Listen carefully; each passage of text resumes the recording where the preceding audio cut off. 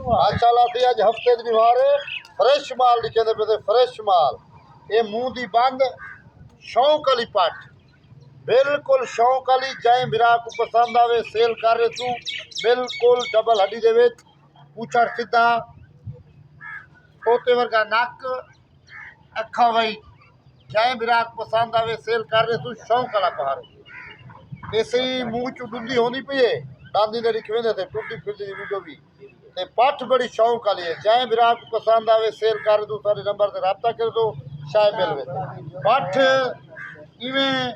जिवें कोई तोते वर्गा नक होवे ना जरे मोहब्बती बकरे ने किने हुने चले बहुत शौक वाली पठ है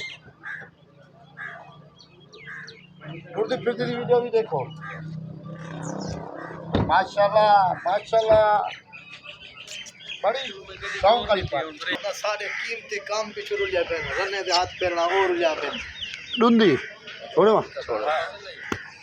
या अड्डा बन गया पहले